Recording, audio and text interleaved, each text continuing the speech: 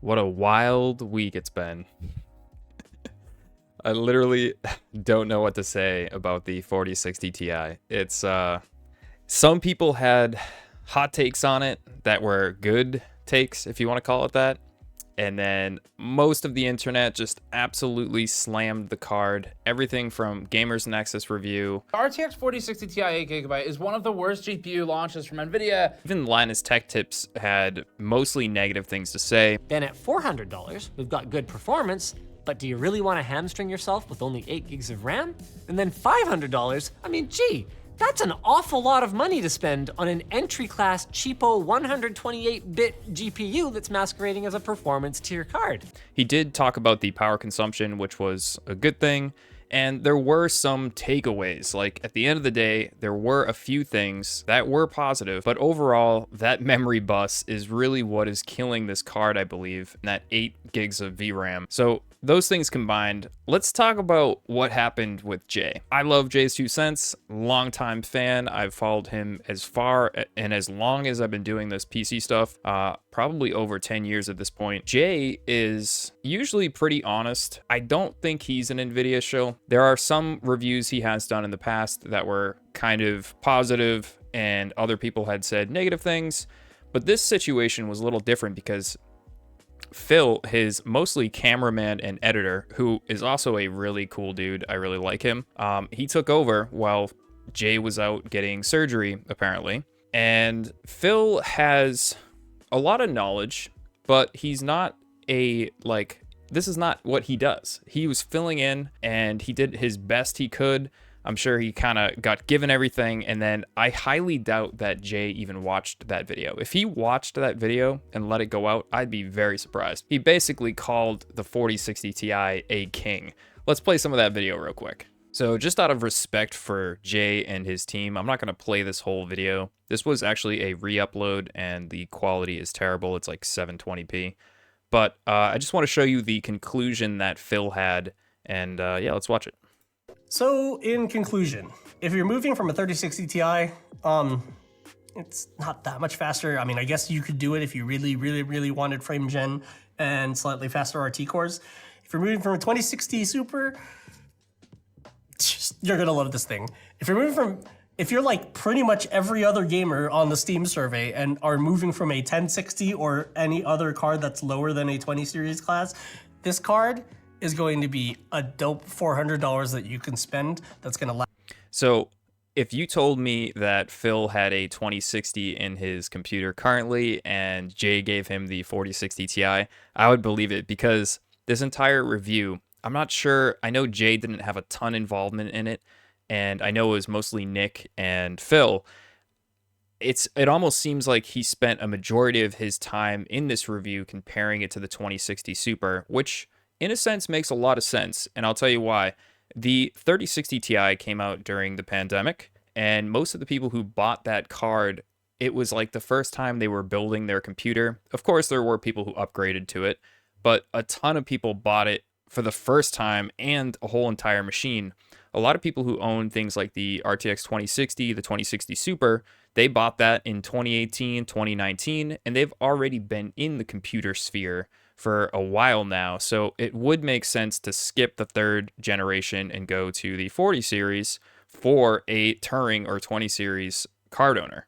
And that's going to last you a few years at least. The mix of performance and the technology that you get with DLSS 3 and frame gen. Now, while a lot of titles do not support DLSS 3 features like frame generation yet, a lot of the ones that are focusing more on the visual spectacle things like Cyberpunk do support it. And so in those cases in which you're going to be trading off a lot of performance for visual fidelity, having a 60 tier card with these new frame gen technologies is actually really impressive because it allows you to mess around with those settings. When I first heard him say that, if you listen to the review earlier on, he says, "We strictly did not test DLSS 3 or 2 on this card, only raw performance." So it is a little bit weird to kind of market that aspect of the card and then not have had tested it and put those numbers up. Just a thought.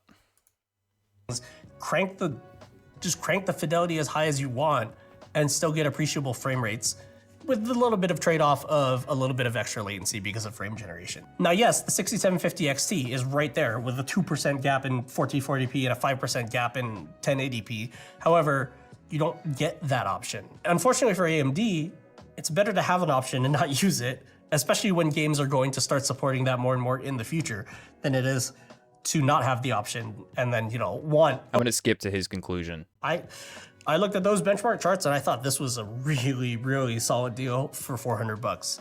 Hopefully they actually can launch at $400. Finally, we can get the latest technology at the actual price point where people are buying instead of just like, oh cool, a 9990 came out.